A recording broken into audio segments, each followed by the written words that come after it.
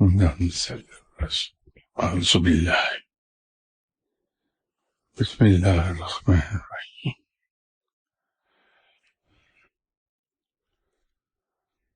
کسی صاحب نے پوچھا ہے، سنا ہے کہ فی زمانہ ایک ولی اللہ کے بارے میں کچھ روحانی شخصیات بتاتی ہیں کہ ان ولی اللہ کے وصال کے بعد ان کے مزار پر داتا صاحب سے کئی گنا زیادہ رونق ہوا کرے گی۔ کیا یہ بات درست ہے؟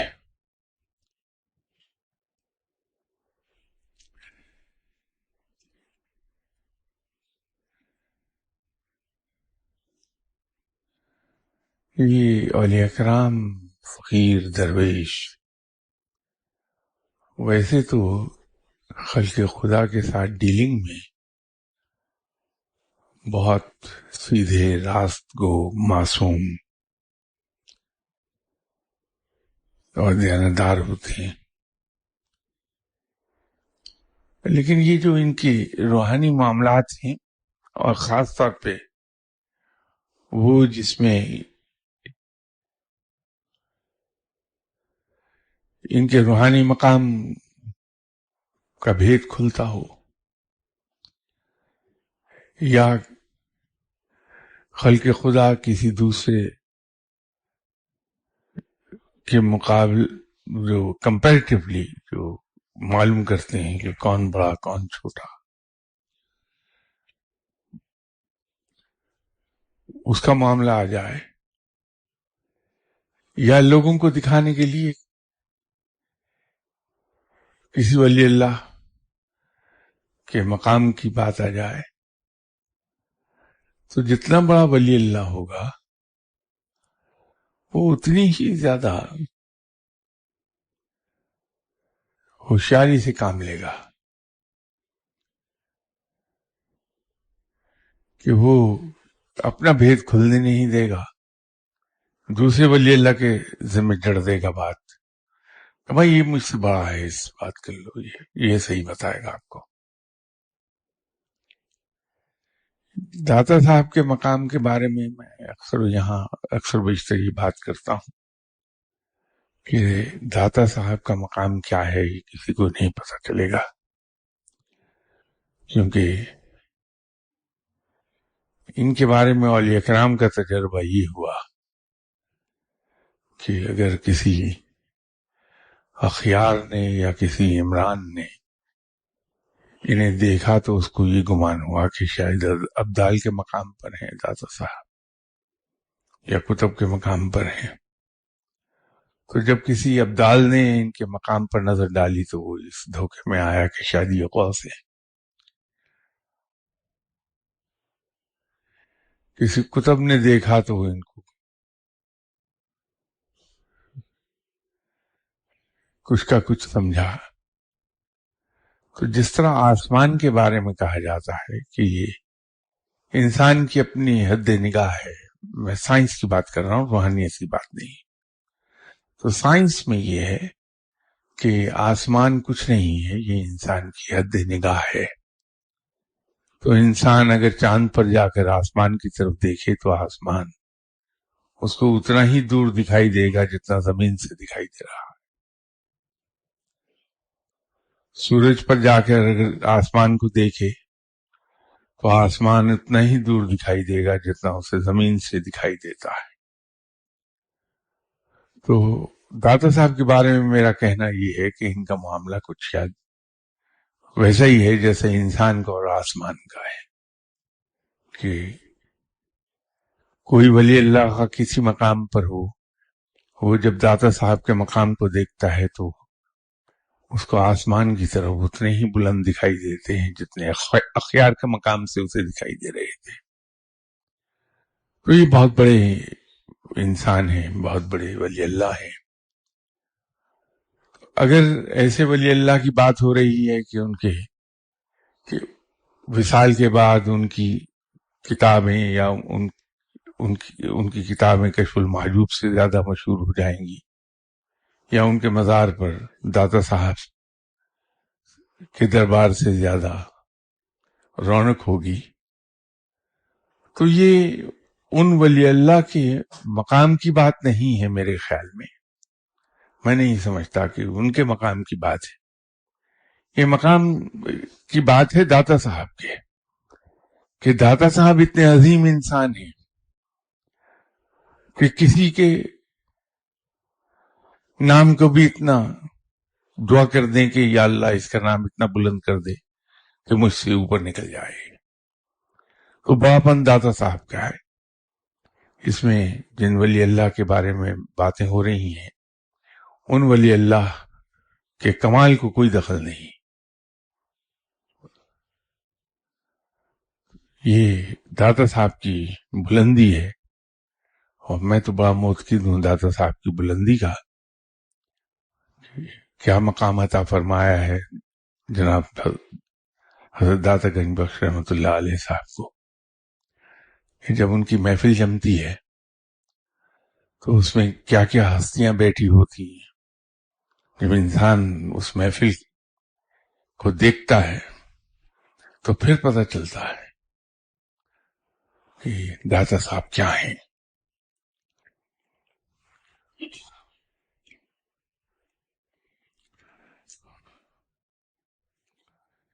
اب ان صاحب کا اگلا سوال ہے کہ کیا صاحب مزار عام طور پر جمعہ کے روز اپنے مزار پر حاضر نہیں ہوتے؟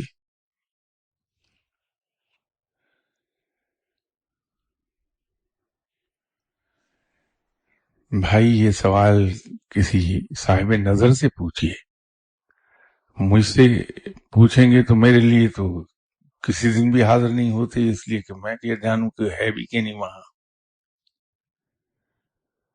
تو اب مجھے نہیں معلوم کہ آپ کے ذہن میں کیا ہے کہ یہ اولیاء کرام جمعے کے روز کہاں چلے جاتے ہیں، کیا یہ پکنک پہ جاتے ہیں، کیا کرتے ہیں. اللہ کے بندو، ایک سیدھی سی بات ہے کہ جمعے کا دن روحانیت کے مطابق عصر اور مغرب کے درمیان شروع ہو جاتا ہے.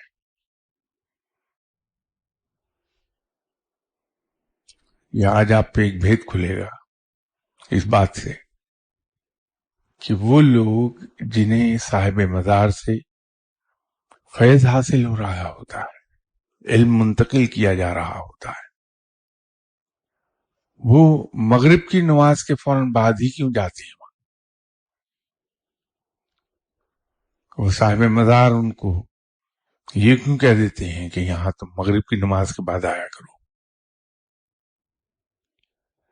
تو جمعے کا دن تو شروع ہو گیا روحانیت کے مطابق عصر اور مغرب کے درمیان.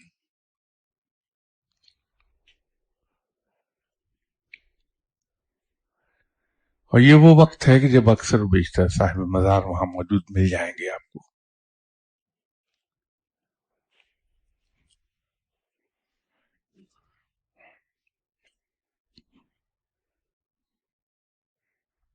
ایک سوال یہ ہے کہ بعض لوگ جب کسی ولی اللہ کی خدمت میں پہلی بار حاضر ہوتے ہیں تو ان میں سے چند ایک پر ایک ایسی رقت طاری کر دی جاتی ہے کہ ان کا خود پر اختیار ہی نہیں رہتا.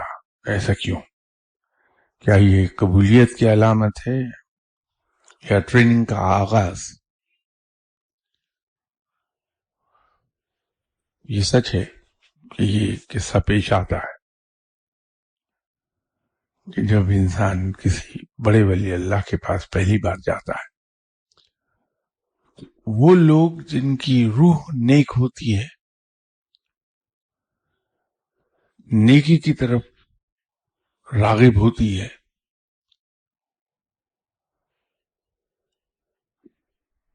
اور جن صاحب کے پاس، صاحب نظر کے پاس گئے ہیں، اگر ان کی نظر میں آ گئے اور انہوں نے یہ دیکھا کہ ان کی کایا پلٹی جا سکتی ہے، تو جب توجہ ڈالتے ہیں تو پھر وہ رقت طاری ہوتی ہے، اور انسان کے آنسو باوجود کوشش کے رکتے نہیں ہیں. علامت اس بات کی ہوتی ہے کہ اس بندے میں نہ صرف یہ کہ صلاحیت موجود ہے کہ وہ تصوف کی راہ پکڑ لے، نیکی کی راہ، بلکہ زیادہ درست لفظ یہ ہے کہ وہ نیکی کی راہ پکڑ لے، بلکہ یہ اس کی بھی علامت ہے کہ وہ صاحب نظر کی نظر میں آ گیا، اور وہ نوازا جائے گا اگر اس کی اپنی مرضی ہوئی۔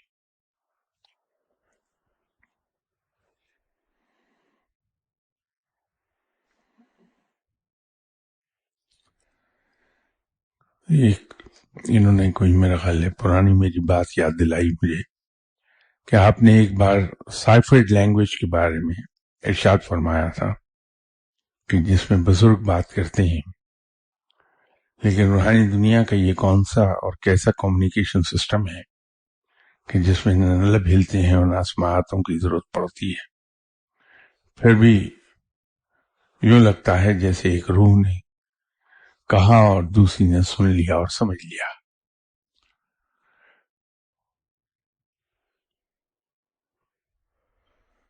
سائنس نے بہت زمانہ پہلے کمیونیکیشن کی ایک ڈائمینشن پر کام کیا جس کا نام ٹیلی پیتھی رکھا، جس میں ایک انسان اپنے ذہن میں جو کچھ سوچتا ہے، ہزاروں میل دور بیٹھا انسان اس کی اس بات کو اسی طرح ریسیو کرتا ہے، نہ صرف ریسیو کرتا ہے، اس کو سمجھ لیتا ہے اور اس پہ عمل بھی کر لیتا ہے۔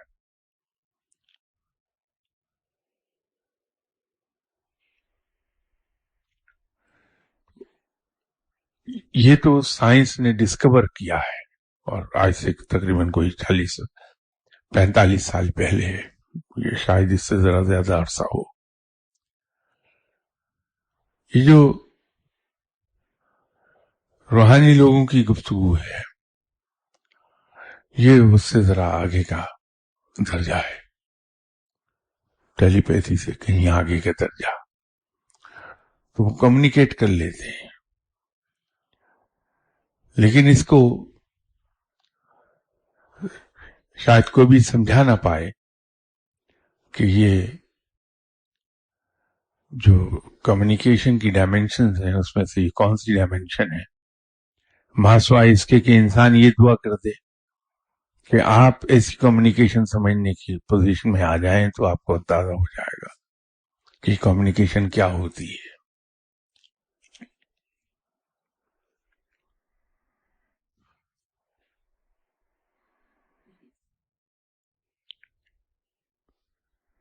ان کا اگلا سوال کوئی زیادہ واضح نہیں ہے۔ انہوں نے لکھا ہے کہ سنا ہے کہ آپ صلی اللہ علیہ وسلم سے یوں درخواست کرنی چاہیے کہ مجھے اپنی سب سے قیمتی چیز کی زکوٰۃ عطا فرما دیجیے۔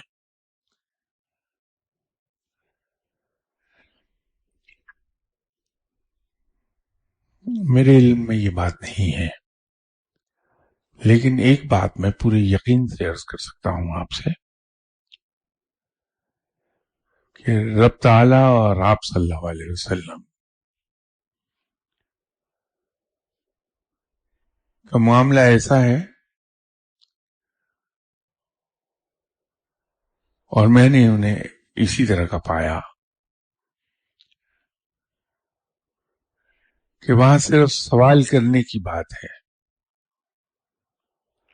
یہ شرط نہیں ہے کہ سوال کیسے کیا گیا ہے، کن الفاظ میں کیا گیا ہے، کرنے والا کون ہے۔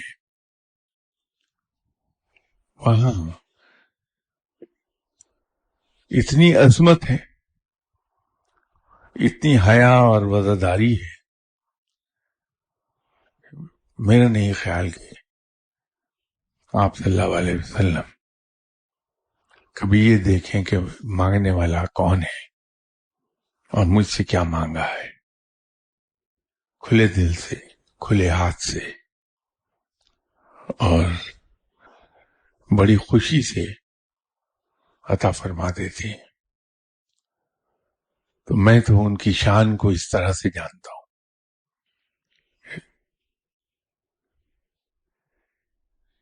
جو رحمت للعالمین ہیں وہ کہاں دیکھیں گے کہ کن الفاظ میں کون مانگ رہا ہے مجھ سے؟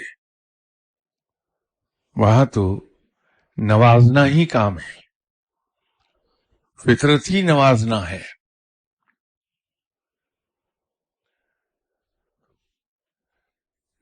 میں انہیں اگر آپ صلی اللہ علیہ وسلم کے بارے میں بات کروں گا تو میں تو یہ بیان کر دوں گا کہ آپ صلی اللہ علیہ وسلم کی شان اتنی بڑی ہے کہ نہ الفاظ دیکھتے ہیں نہ یہ دیکھتے ہیں کہ میرا امتی ہے یا غیر امتی ہے، اور یہ بھی نہیں شاید دیکھتے کہ مانگا کیا کسی نے. بڑی خوش دلی سے عطا ہو جاتا ہے. تو اس لیے میں یہ اس سوال کا جواب تو شاید نہ دے پاؤں، لیکن میں یہ ضرور عرض کر دوں گا کہ اگر آپ صلی اللہ علیہ وسلم سے آپ کچھ مانگیں تو صرف ایک خیال رکھیے کہ انسان باادب ہو، مؤدب ہو کے مانگے، اور جیسے جی چاہے مانگ لیے، عطا ہو جائے گا، انکار نہیں ہے وہاں.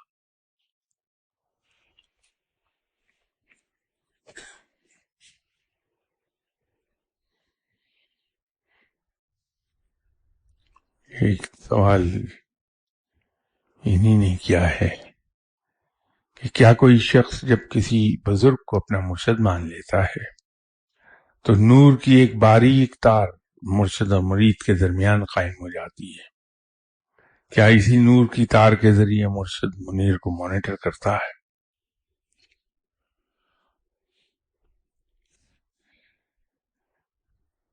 بھائی عرض یہ ہے کہ یہ تار نور کی چلیے مرشد اور مرید کے درمیان قائم ہو گئی. اگر مرید مجھ جیسا آوارہ گرد ہے تو پتہ یہ چلا کہ آج پاکستان میں بیٹھا ہے، اگلے دن کسی اور ملک میں، اس سے اگلے دن کسی اور جگہ پر، تو یہ تار کتنی لمبی ہوتی چلی جائے گی. میں تو ویسے ہی صدا کا آوارہ شخص ہوں کہ ملک وہ اللہ نوکریاں بھی ایسی دیتا رہا جس میں سفر بہت تھا. تو مرشد تو بیچارے پھر پیسے سارے میری تار پہ ہی خرچ کرتے جائیں گے کہ ایکسٹینشن اس کو تار میں لگاتے جاؤ. بھائی مرشد و مرید کے ساتھ جو تعلق ہے وہ نور کے تار کا نہیں، روحانی ہوتا ہے.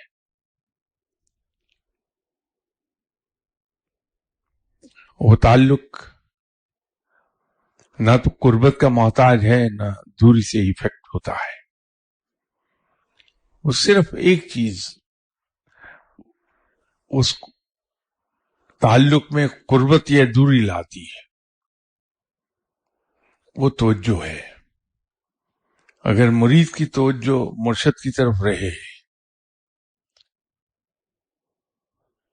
تو پھر علم کا ٹرانسفر کا ایک سلسلہ وہ مسلسل جاری رہتا ہے.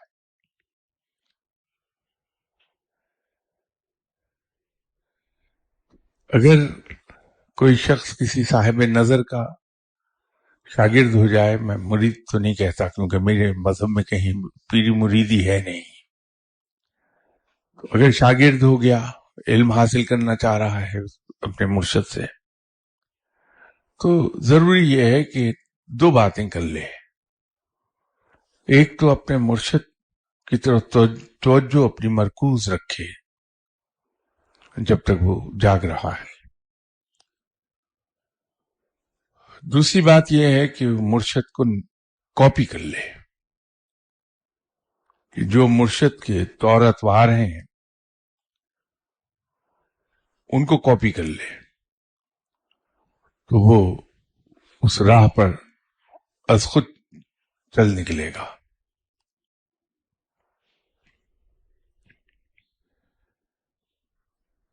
باقی یہ سب باتیں، اور انہی باتوں کی وجہ سے تصوف کے بارے میں بہت سے لوگوں کا خیال کوئی زیادہ اچھا نہیں رہا. یہ جو ہم انہونی باتیں کرتے ہیں، جس کو نہ عقل تسلیم کرتی ہے نہ سائنس سپورٹ کرتی ہے،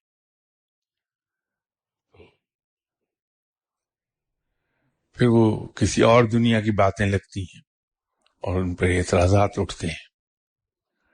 لیکن اگر ہم لاجیکل بات کریں، دلیل سے بات کریں، ایسی بات جس کو عقل بھی تسلیم کر لے اور وہ سائنس سے بھی پروو ہو،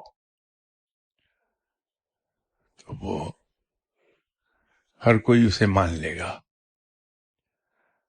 یہ جو توجہ رکھنے کی بات ہے، اس کو تو سائنس سپورٹ کرتی ہے کہ جب انسان کسی چیز کی طرف توجہ کرتا ہے، یہ دعا سائنس کے مطابق، میں روحانیت کی بات نہیں کر رہا، سائنس کی بات. دعا کیسے قبول ہوتی ہے، اس کے بارے میں جو سائنس جو کچھ کہتی ہے وہ یہ ہے کہ فضا میں ایک مادہ بکھرا ہے، ایسا مادہ جو تخلیقی مادہ ہے. تو جب انسان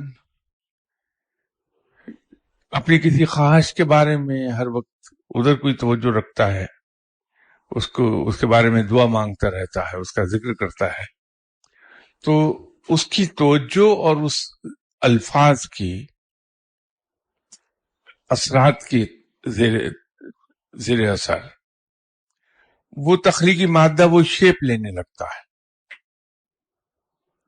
تو جب وہ پوری طرح وہ شیپ لے لیتا ہے تو ہم کہتے ہیں کہ دعا قبول ہو گئی. یہ سائنسی توجیہ ہے.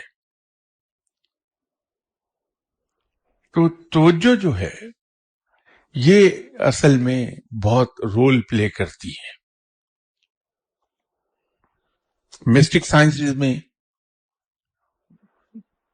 ایک سائنس ہے جسے ہم ہیپنیٹزم کہتے ہیں. یہ اب بطور سائنس کے ڈیولپ ہو رہی ہے پوری دنیا میں. اس سے مریضوں کا علاج ہوتا ہے، بلکہ سو مچ سو کہ ایسے ایکسپرٹس بھی ہیں دنیا میں جو ہیپنیٹزم میں اپنی مہارت جنہوں نے اتنی پیدا کر لی ہے کہ اگر مجھ جیسا بندہ چلا جائے اور اس سے کہے کہ میں گناہوں سے دور رہنا چاہتا ہوں لیکن میری ول پاور اتنی نہیں ہے کہ میں گناہوں سے دور رہوں، تو ہیپنیٹائز کر کے وہ سجیشن دیتے ہیں اپنے سبجیکٹ کو کہ تم اب گناہ نہیں کرو گے. تو جب وہ اس ٹرانس سے باہر آتا ان کا سبجیکٹ، تو یہ بات اس کے سب کانشیس کے اندر جم گئی ہوتی ہے کہ میں نے گناہ نہیں کرنے. جب وہ گناہ کرنے لگتا ہے تو اس کو اندر سے ریزسٹنس کا سامنا کرنا پڑتا ہے. اس کا لاشعور ایک ریزسٹنس پٹ اپ کرتا ہے تو وہ گناہ سے دور رہتا ہے. تو وہ جو ہیپنیٹزم ہے، ہیپنیٹزم بھی اصل میں کنسنٹریشن یا توجہ کے نتیجے میں ڈیولپ ہوتا ہے. وہ در حقیقت ہے ہی 100% توجہ کہ جو ہیپنیٹزم کرنے والا ہے، معالج جو ہے، وہ اپنے دماغ کو ٹوٹلی اپنے سبجیکٹ پر مرکوز کر دیتا ہے، اس کے دماغ پر، اور ادھر کو پوری توجہ مرکوز کرنے کے بعد یہ سجیشن دینے لگتا ہے کہ تم سو رہے ہو. تو اس کا جو سبجیکٹ ہے، جو پیشنٹ ہے، ہیپنیٹزم میں اسے سبجیکٹ کہتے ہیں، سبجیکٹ گریجولی نیند میں چلا جاتا ہے. تو جب وہ نیند میں جاتا ہے تو وہ اپنی توجہ پوری طرح مرکوز اس پر رکھتا ہے، اپنے سبجیکٹ پر، اور پھر سجیسٹ اسے کرتا ہے کہ آئندہ تم گناہ نہیں کرو گے. صرف ایک احتیاط یہ کی جاتی ہے ہیپنیٹزم میں کہ اپنے سبجیکٹ کو جگایا نہیں جاتا، اسے سونے دیتے ہیں جب تک وہ سوتا ہے. تو جب وہ نیند سے بیدار ہوتا ہے تو اس کے سب کانشیس میں امپرنٹ آ گیا ہوتا ہے کہ اب تم گناہ نہیں کرو گے. تو اس طرح سے یہ علاج ہوتا ہے. تو توجہ جو ہے وہ اصل رول پلے کرتی ہے.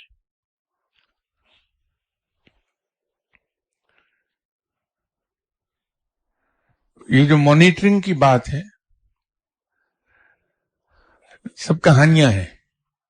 मैं तो पूरे वसूख से कह सकता हूं, सब कहानियां हैं, कुछ नहीं है। बात यह है कि आपके मुर्शिद साहिब नजर हैं, साहिब इल्म हैं, साहिब कश्फ हैं। होता क्या है कि एकदम बैठे बैठे उन्हें अपना मुरीद याद आ गया, तो मिस्टर एक्स वाई जेड, वो मालूम नहीं इस वक्त कहाँ है, किस जगह है। अब जो ही उन्हें याद आया, उनकी तवज्जो उधर को गई, उस मुरीद की तरफ। तो वो अगर साहिब कश्फ हैं तो उनका कश्फ जारी हो गया। तो उन्होंने देखा, वो मुझे जैसा अगर कोई मुरीद है, कि वो इटली के शहर मिलानो में वो जो चर्च है, जो one of the 7 wonders of the world है, उसके करीबी कैफे में बैठा कॉफी पी रहा है। तो उनको नजर आ गया। जब मैं मिला तो कहा कि हम यहाँ, वो कॉफी कैसी थी जो तुम चर्च के पास कैफे में बैठे पी रहे थे? तो वो मुरीद मेरे जैसा बेचारा, जिसके पास इल्म है नहीं, वहां सटपटाता है कि मैं तो वहां तनहा था, तो इन्हें कैसे पता है कि मैं फलां तारीख को वहां बैठा हुआ, वो जो चर्च है उसके करीब कैफे में बैठा कॉफी पी रहा था। तो वो कहता, वो मेरे मुर्शिद तो बहुत पहुंचे हुए हैं। खाक पहुंचे हैं भाई, वो तो सिर्फ कश्फ किया एक पहलू था उसका। क्या पहुंचे हुए हैं, इसमें क्या बात है, बड़ी कौन सी बड़ी बात है? तो हम कहते हैं कि वो मुर्शिद जो है मुरीद को हर वक्त मॉनिटर करते हैं। आलम यह है कि जो जेर जमीन टेलीफोन की तारें बिछी हैं, ये भी एक वक्त में एक सर्टन नंबर ऑफ कॉल्स से ज्यादा कैरी नहीं कर सकती। उसको रिप्लेस कर दिया हमने ऑप्टिकल केबल के साथ। तो ऑप्टिकल केबल की भी एक कैपेसिटी है कि वो उस नंबर ऑफ कॉल से, जो कि आम केबल की निस्बत कई 100 गुना ज्यादा है, वो भी कैरी करेगी। तो अगर एक मुर्शद के 5000 मुरीद हैं, तो वो क्या मुर्शद ने ऑप्टिकल फाइबर वायर ही लगाई हुई है कि वो उनको मॉनिटर करेगा? ये सब कहानियां हैं, कुछ भी नहीं है। कहानी बस उतनी सी है जितनी मैंने अर्ज की है।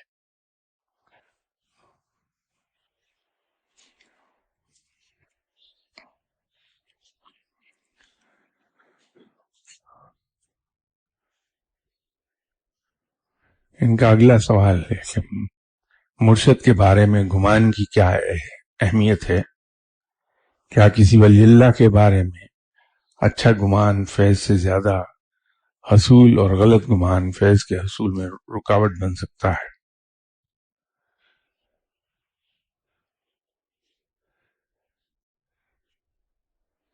गुमान बहुत अहम है इस मामले में। जब हम किसी शख्स के बारे में अच्छे गुमान रखते हैं, तो उसको हम अच्छा जानते हैं, और जिसको हम अच्छा जानते हैं उसके साथ हमें एक लगाव हो जाता है, और जिसके साथ लगाव होता है हमारा ध्यान उसी की तरफ लगा रहता है। जिसके बारे में बुरा गुमान होता है तो हमारे दिल में उसके बारे में कोई ज्यादा अच्छा जज्बा नहीं आता। तो जब उसके बारे में ज्यादा अच्छा जज्बा नहीं पैदा होता, तो हम उसे याद नहीं करना चाहते, उसे दूर रहना चाहते हैं। तो बात फिर घूम फिर के वही तवज्जो पर आ गई है। तो इसमें गुमान बहुत अहम रोल प्ले करता है कि हम अपने मुर्शिद साहब के बारे में अच्छा गुमान रखें, अच्छी बात सोचें। इसीलिए मुर्शिद के बारे में मजाक करने से मना किया गया है। कि जब हम अपने मुर्शिद के बारे में मजाक करते हैं, वो उस गुमान को डैमेज करता है। یہ گمان بہت امپورٹنٹ ہے روحانیت میں.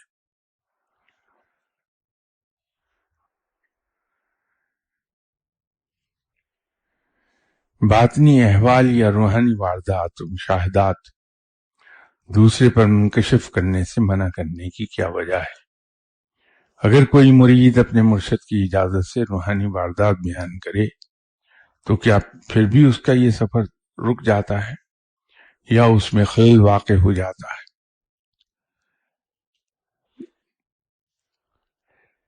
اپنا احوال، اپنے اوپر وارد ہونے والی واردات، اپنے مشاہدات، اپنی کرامات، اپنی سیر، اس کے بیان کرنے میں اور اپنے مرشد کے ریفرنس سے یہ چیزیں بیان کرنے میں بڑا فرق ہے.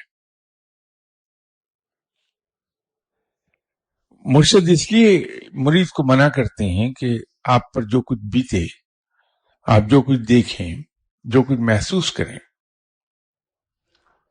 آگے کسی کو بیان نہ کریں. اس کے پیچھے ایک حکمت ہے کہ مجھ جیسے لوگ جو ان راہوں کے راہی نہیں ہیں، مجھے یہ نہیں معلوم کہ تصوف کی راہیں کیا ہیں، تصوف کی راہ پر اگر کوئی انسان چلے گا تو کس کس چیز سے اس کا واسطہ پڑے گا. لیکن بہرحال میرے اندر بھی آپ سب کی طرح تجسس تو ہے. جب کوئی میرے سامنے اپنا کوئی مشاہدہ بیان کرتا ہے، کوئی واردات بیان کرتا ہے، تو میں اسے اپنے سے بہت سپیریئر جاننے لگوں گا. جب میں اسے اپنے سے بہت سپیریئر جاننے لگوں گا تو اس کی عزت بہت کروں گا. میں نہ صرف خود عزت کروں گا بلکہ 10 جگہوں پر اور بھی جا کے بتاؤں گا کہ وہ سنا آپ نے فلاں صاحب کو بڑے پہنچے ہوئے ہیں، انہوں نے یہ دیکھا، ان کے ساتھ یہ بیتی. میرے کہنے سے اور لوگ بھی آ کے ان کی عزت کریں گے، ان کے ہاتھ چومیں گے. تو جب ان کی اس طرح سے عزت شروع ہوگی، ابھی نہ علم میں وہ پختہ ہیں، نہ ان کی تربیت پوری ہوئی ہے، تو ان کی ایگو مساج ہوگی. جب کسی شخص کی ایگو مساج ہوتی ہے تو اس کا عادی ہو جاتا.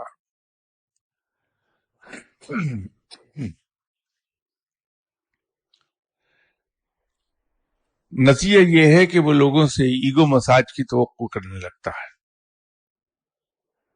اور اپنے آپ کو بڑھا چڑھا کے بیان کرے گا پھر، تاکہ لوگ اور متاثر ہوں اور میری ایگو مساج کریں. تو رفتہ رفتہ اس کے اندر تکبر آ جاتا ہے، اور تکبر اس کی تمام نیکی اور اس کے علم کو پی جائے گا، ختم کر دے گا. یہ حکمت ہوتی ہے کہ شروع میں منع کیا جاتا ہے کہ کچھ مت کسی کے پاس بیان کرو ورنہ سب کچھ جاتا رہے گا. وہ جو کہتے ہیں کہ سب کچھ جاتا رہے گا، اس کی وجہ یہ ہے کہ بالآخر انسان تکبر میں مبتلا ہو کے سب کچھ گنوا دے گا اپنا. لیکن جب آپ اپنے مرشد کے بارے میں کوئی روحانی واردات بیان کر رہے ہوتے ہیں تو وہ آپ کی اپنی عظمت کو نہیں بیان کرتا، آپ کے مرشد کی بلندی کو بیان کر رہا. تو لوگ آپ کو بڑا نہیں سمجھتے، آپ کے مرشد کو بڑا سمجھتے ہیں، اور وہ پختہ کار ہے، اس کی ٹریننگ ہو چکی ہے، اس پہ اثر نہیں ہوتا، اس کا نفس ایگو مساج نہیں مانگے گا.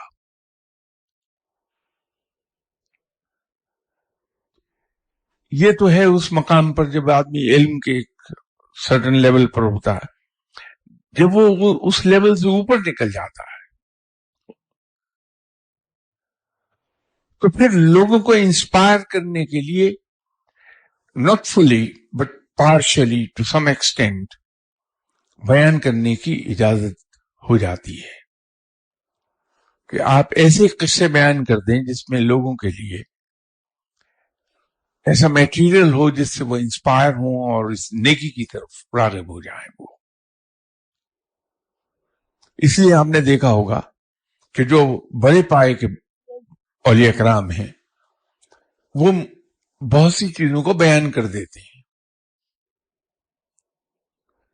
کیونکہ وہ علم کے اس مقام پر آ گئے ہیں جہاں انہیں اب دوسروں کو اس راہ کی طرف راغب کرنا ہے، اپنی طرف بلانا ہے کہ وہ نیکی کی طرف آ جائیں لوگ. تو اس کے لیے قرآن پاک نے جس طرح سے تکنیک رب تعالیٰ نے قرآن پاک میں یوز کی ہے لوگوں کو عذاب سے ڈرایا ہے کہ لوگ عذاب سے ڈر کے نیکی کی طرف شفٹ ہو جائیں کہ ہم پر یہ عذاب نازل نہ ہو، سزاؤں سے ڈرایا ہے. پھر قصے کہانیوں سے عبرت دلائی ہے گزری ہوئی قوموں کو کہ قصے بیان کیے ہیں تاکہ انسان عبرت پکڑ لے، اور ترغیب دی ہے، انعام بتایا ہے. تو وہ جو یہ تین چیزیں ہیں، سزا، عبرت اور ترغیب، تو جب کسی فقیر کو ایک مقام پر پہنچ جانے کے بعد کچھ چیزیں ڈسکلوز کرنے کی اجازت مل جاتی، بیان کرنے کی اجازت مل جاتی ہے، تو وہ صرف اور صرف اس وجہ سے ہوتی ہے کہ لوگوں کو ترغیب دلائے نیکی کی راہ کی طرف آنے کے لیے. اس کے پیچھے صرف اتنی سی بات ہے.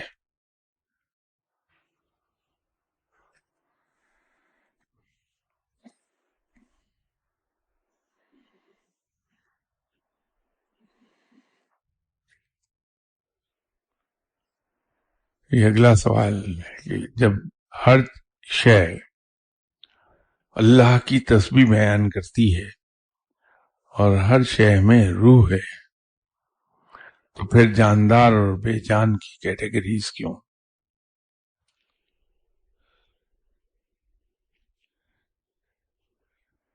یہ جاندار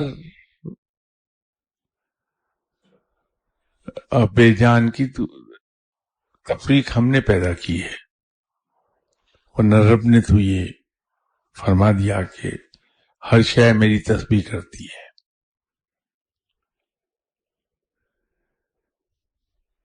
تو وہ ہم نے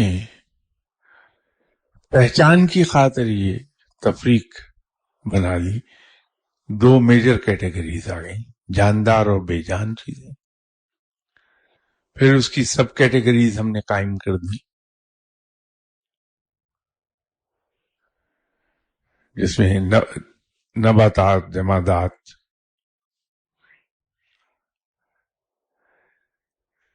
وہ تین سب کیٹیگریز ہم نے قائم کر دی.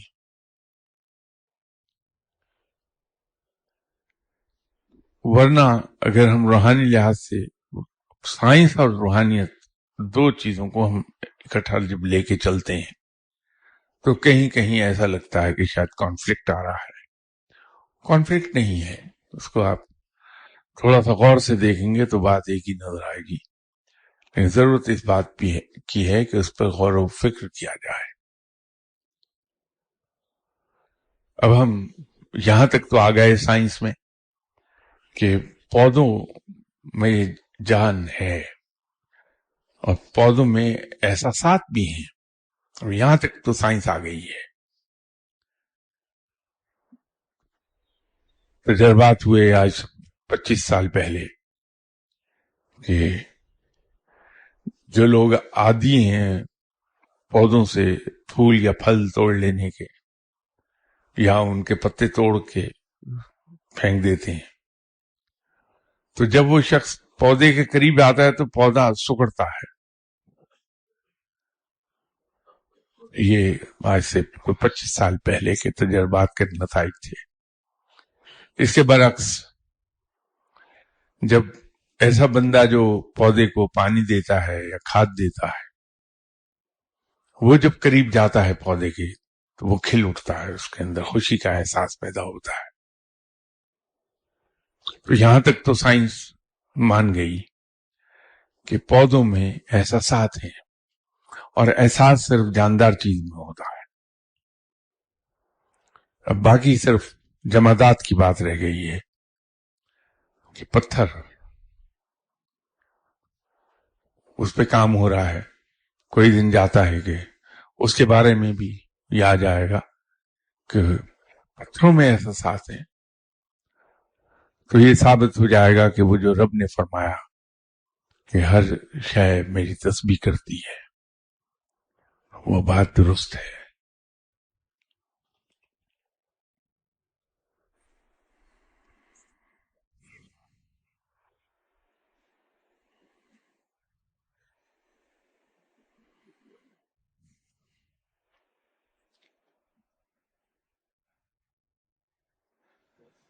یہ سوال ان کا غالباً پہلے بھی کسی نے یہ سوال کیا تھا کہ آپ نے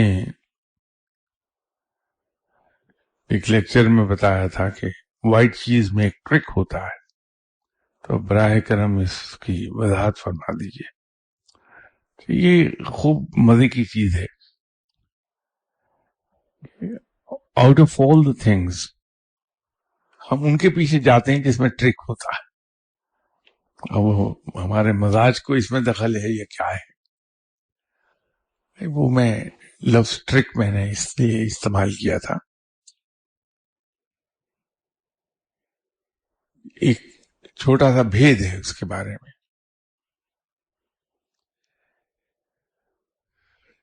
جب کوئی کسی شخص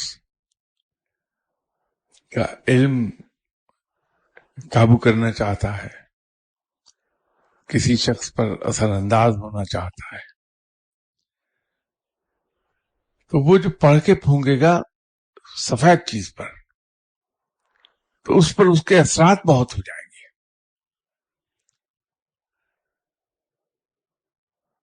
وہ ٹرک یہ تھا جو میں کہنا چاہ رہا تھا. تو میں نے بات کو مختصر رکھنے کے لیے اس کو لفظ ٹرک استعمال کر دیا کہ جب کوئی شخص آپ کو علم ٹرانسفر کرنا چاہے گا تو وائٹ چیز کے ذریعے ٹرانسفر کر دے گا.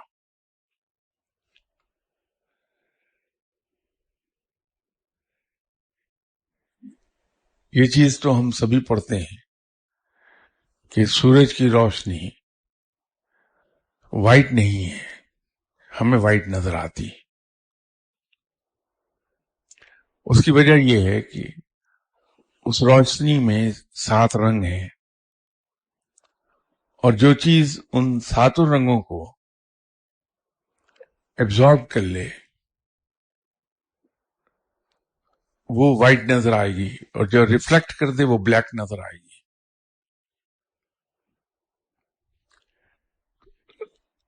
اب سائنس یہاں تک تو آن پہنچی کہ کلر تھراپی کرتی ہے. جو رنگ ہوتے ہیں، اب ہوتا یہ ہے کہ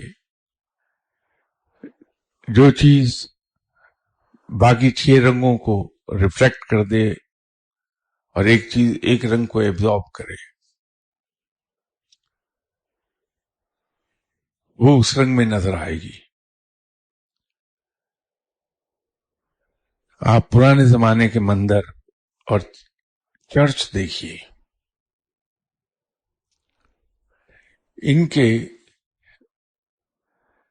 ان بھی آپ کو جہاں گلاس ورک ہوا ہوگا وہاں آپ دیکھیں گے کہ مختلف رنگوں کے گلاس لگائے جاتے ہیں.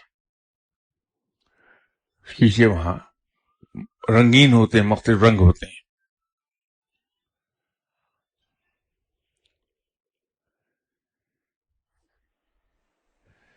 ہم تو یہ سمجھتے ہیں خوبصورتی کے لیے انہوں نے لگائے ہیں کہ رنگین شیشے ہیں اس کے، لیکن اس کے پیچھے بہت بڑی ایک سائنس کام کر رہی ہوتی ہے. تو اب آ کے جب سائنس نے یہ رنگوں کی سائنس پر کام کیا تو یہ پتہ چلا کہ اس کے تو اثرات بہت ہیں. وہ مختلف رنگ جب ان پہ روشنی پڑتی ہے تو اندر جو عکس آتا ہے اس رنگ کا آتا ہے. تو وہ ہیومن باڈی پر جب وہ رنگ پڑتا ہے تو ہیومن باڈی کے اندر چینجز لے کر آتا ہے.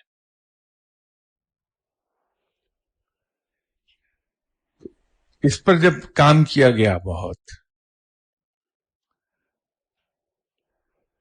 اب کلر تھراپی دریافت ہو گئی.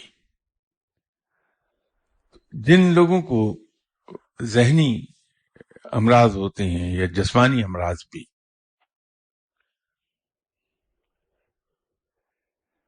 ان کو ایک خاص رنگ کے کمرے میں داخل کر دیا جاتا ہے، اسے بند کر دیا جاتا ہے وہاں گھنٹہ 2 گھنٹے کے لیے.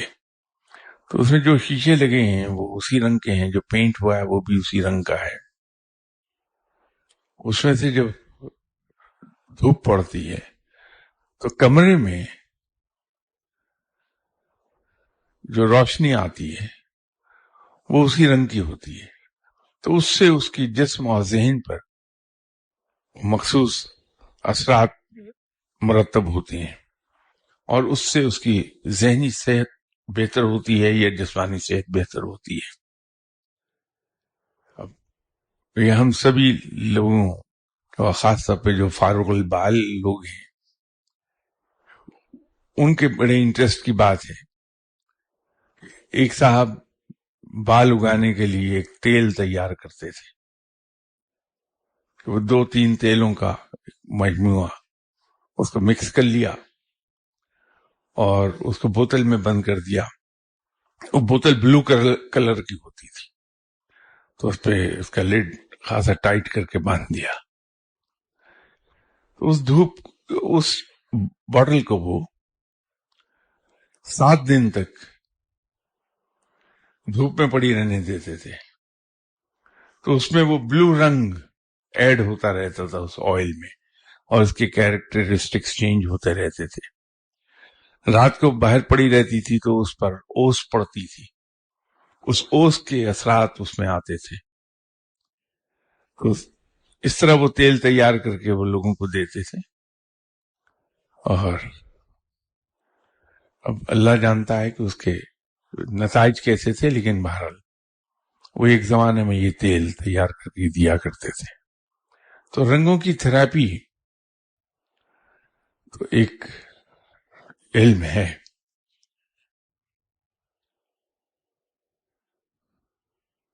تو یہ جو وائٹ چیز کا میں نے ذکر کیا تھا،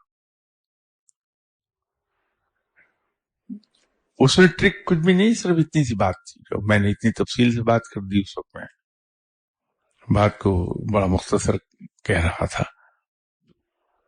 جب بھی کوئی آپ کو علم ٹرانسفر کرے گا یا آپ کے علم پر اپنے علم کو حاوی کرنا چاہے گا تو وائٹ چیز پر پڑھ کے آپ کو کھلا دے گا، اس پہ اثرات زیادہ آتے ہیں.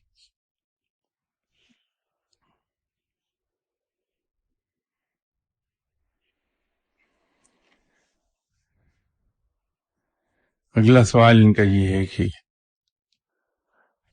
کیا یہ سچ ہے کہ کچھ لوگ بعض صاحبان علم کی روح کا کوڈ استعمال کر کے ان سے انتہائی قیمتی معلومات جیسے اسم اعظم اور ان کا مقام وغیرہ حاصل کر لیتے ہیں، اور صاحب علم بھی انہیں جان بوجھ کر گو ہیڈ کا سگنل دیتے ہیں؟ ایسا کیوں ہے؟ اس حد تک تو صحیح ہے کہ اگر کسی وجہ سے کسی انسان کو، جو نیک آدمی ہے، جسٹ بائی چانس کسی کے بارے میں ایسا ایک لفظ اس کے ہاتھ لگ گیا کہ جب بھی اس کو پڑھ کے اس نے توجہ ڈالی تو خواب میں اس صاحب علم سے اس کی ملاقات ہو جائے، اور جو وہ پوچھنا چاہتا ہے اس سے پوچھ لے خواب میں.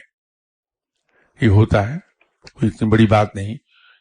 ایسا لفظ ہاتھ نہ بھی لگا ہو تو بہت لوگوں کا اتنا گہرا تعلق انسان کے ساتھ بن جاتا ہے کہ رات کو سونے سے پہلے اگر وہ انہیں بہت یاد کرے کہ یار مجھے اس فلاں مسئلے کا حل بتا دیں، تو وہ خواب میں ملاقات ہو جائے گی، حل بتا دیا جائے گا. وہ اتنا بڑا کوئی بڑا معاملہ نہیں. یہ جان بوجھ کر گو ہیڈ نہیں دیتا کوئی. لیکن صرف نظر کرتا ہے کہ ٹھیک ہے لگا رہنے دو اس کو، اسی کھیل میں لگا رہے، میری جان نہ کھائے. تو وہ ایک طرح سے اپنی جان چھڑانے کی بات ہوتی ہے کہ لگے رہو تم اپنے دھندے سے، میرا کیا جاتا. کیونکہ جو علم والے لوگ ہیں وہ مجبوری کے مارے ہوئے ہوتے ہیں کہ خلق خدا کو کچھ کہہ نہیں پاتے، لیکن در حقیقت دل سے اپنے ارد گرد رش برداشت نہیں کرتے. وہ ان کی کوشش یہ ہوتی ہے کہ آدمی مجھ سے آ کے اسی وقت ملے جب اس کو کوئی ضرورت ہے، اور آئے تو میرے ساتھ جتنا مختصر ترین جملہ بیان کر سکتا ہے اس میں اپنا مدعا بیان کر دے اور میں اس کا سولوشن بتاؤں اور جائے. پھر وہ ایسے آدمی سے بڑا خوش رہتا ہے جو اس سے کبھی ملے ہی نہیں، صرف اس وقت ملے جب اس کو کوئی کام آن پڑے، اور وہ بھی آیا، ایک جملہ بولا، اس میں اپنا مطلب بیان کیا، جواب لیا اور گیا. تو ایسے لوگوں سے جو علم والے لوگ ہیں یہ خاصے خوش رہتے ہیں. اس وجہ سے وہ کہتا ہے کہ ٹھیک ہے یہ اس دھندے سے لگا رہا ہے، کم از کم ایک آدمی تو میری جان چھوڑ گیا، وہ تو نہیں آئے گا میرے پاس.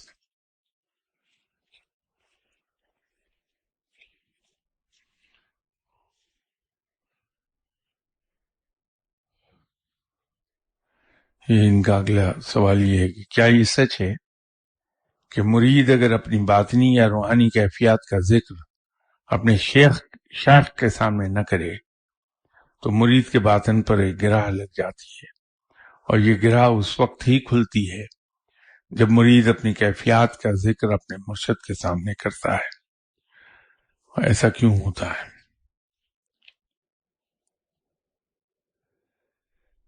بات یہ ہے کہ ہم کلاس روم میں بیٹھے ہیں، پڑھ رہے ہیں، ٹیچر ہمیں پڑھا رہا ہے،